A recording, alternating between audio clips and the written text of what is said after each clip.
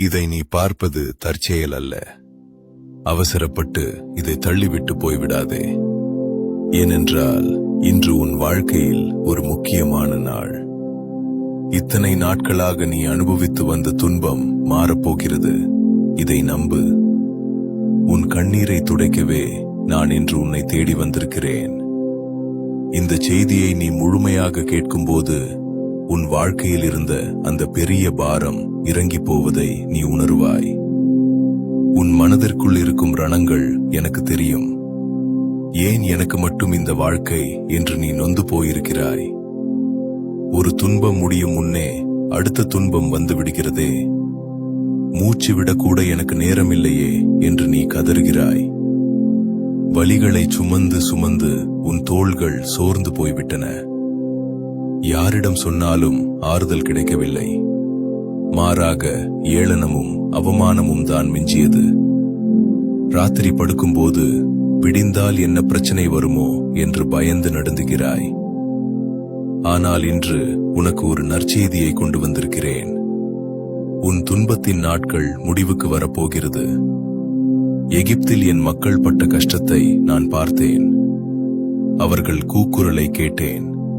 அவர்களை விடுவிக்க இறங்கினேன் என்று நான் சொன்னது போல இன்று உன் துன்பங்களை போகப்படுதால் பார்த்து நான் இறங்கி வந்திருக்கிறேன்.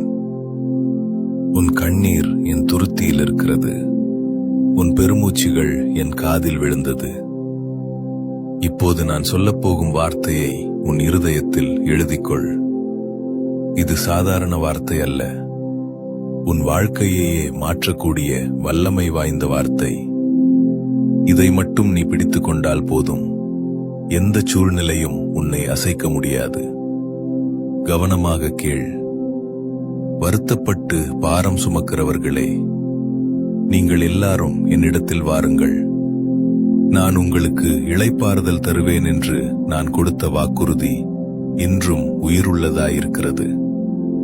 உன் பாரத்தை நீ சுமந்தது போதும். அதை என் தோளில் இறக்கி வைத்துவிடு. சிலுவையிலே உன் நோய்களையும் உன் துக்கங்களையும் நான் சுமந்து தீர்த்து விட்டேன். இனி நீ அதை சுமக்க வேண்டிய அவசியமில்லை. உன் குடும்பத்தில் இருக்கும் குழப்பங்கள் விலக ஆரம்பிக்கும். உன்னை வாட்டிக் கொண்டிருக்கும் அந்த நோயின் வேகம் குறையும். என் சுகமாக்கும் வல்லமை உன்னை தொடும். கடன் தொல்லையால் ஏற்பட்ட அவமானங்கள் மாறும். உனக்கு விரோதமாக செய்யப்பட்ட சதித்திட்டங்கள் என் வல்லமைக்கு முன்பாக செயலிழந்து போகும்.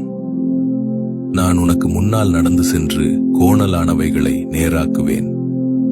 உன் பயணம் இங்கேயே நின்றுவிடாது. இது ஒரு புதிய ஆரம்பம்.